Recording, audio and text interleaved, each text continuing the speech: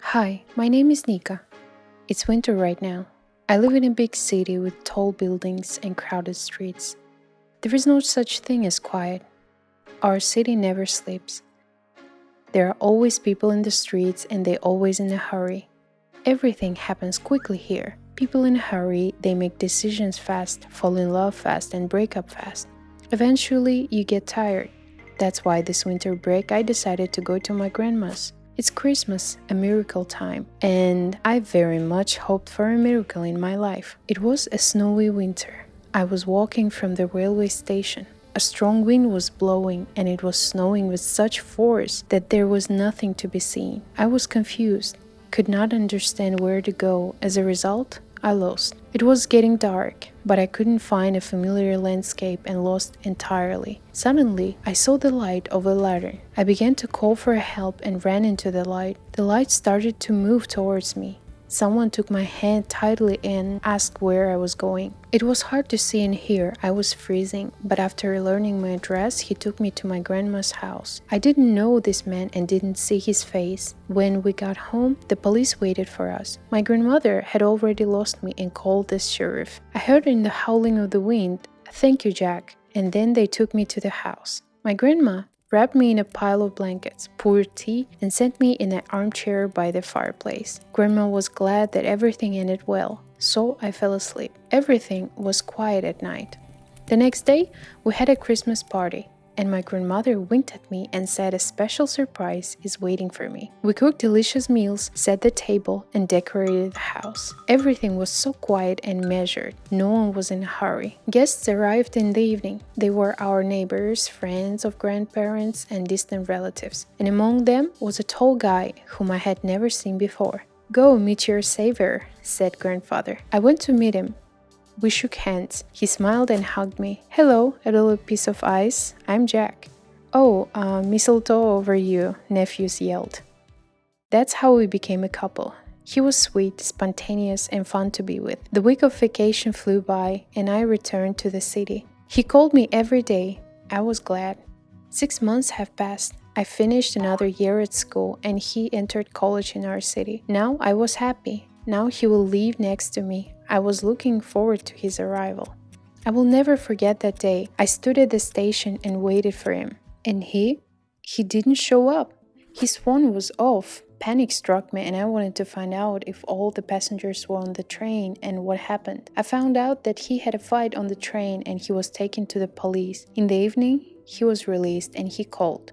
The next day we were supposed to meet at the park, but he was 2 hours late. Of course, he said that he was lost in the city and mixed up the stops, but over time it turned out that he's always late. He disappears and lies. It was very unpleasant. When I found out that he did not go to college, he simply ran away from home to live in a big city. But the town is small. Everyone, including my grandparents, thought we were a couple and asked me a lot of questions. What could I answer? It became difficult to communicate with him. I began to avoid him, but on the contrary, he called and visited often. My parents believed that he wasn't a bad guy, because he really knew how to present himself well. I was more and more uncomfortable with him. That day, I was walking in the park and heard a familiar voice and sobs. I came closer and saw how Jack, the same person who saved me in the blizzard, threatened the guy and took his money. He was a guy from my school, younger than me, skinny and armless. I was shocked. Of course, I intervened, pushed Jack away, began to shout that it was terrible. He grabbed my hand and told me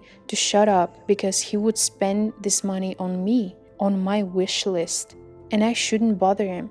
Otherwise, I will be left without a movie and ice cream. I was shocked. I wanted to run away, lock myself in the bathroom, and wash out from this horror. "Take it," I heard the voice of that guy. He held out his wallet to Jack. "Come on," he took my hand. "I have known you for a long time. You are not like him." And we just left. Now Ben is my closest friend. Jack still tells everyone that we are a couple and is stalking me, but I cannot date a person who fights, cheats, and steals. This is absolutely terrible. In a small town, everyone believes that mistletoe brings happiness and hopes for a wedding. I cry, but how can I tell everyone what kind of person he is? How can I tell them that he's not a hero, but a thug? What do you think I should do? Write in the comments. And don't forget to subscribe to the channel, like and click on the bell so you don't miss anything. Hi, I'm Sherlock. When I was little, my parents fled from the country I had been born to and settled in another one, a developed and large country. My homeland was torn for many years by armed conflict, so we couldn't have stayed there and felt safe. My parents are very traditional and conservative people, and I was raised with similar values. I do share their point of view on many things, including relationships, but to my surprise, I have fallen in love with a local girl, Ashley. I was fascinated by her cheerfulness and courage. I could easily talk to her about everything, even the topics I couldn't discuss with other people. When my parents got to know about Ashley and me, they were furious. My father asked me to stop the relationship. He begged, threatened, shouted at me, and said I was a traitor. But I insisted that our love with Ashley was pure and sincere. Finally, Dad stopped talking to me, and I felt some tension between my mother and me too. My girlfriend had no idea about what was going on. She loved me and wanted to meet my parents. I had to tell her that my parents were conservative people and would hardly approve a girl of other ethnicity with such modern views of life. She was upset, but agreed to wait. One day, we were walking in the park and Ashley was attacked by a dog. She made an attempt to cover herself with her purse, so the dog sank its teeth into it, and soon everything that was inside fell out. The dog seemed to find it interesting and began to tear everything apart. There were pieces of paper, makeup, and a pepper spray, which Ashley always carried around for protection.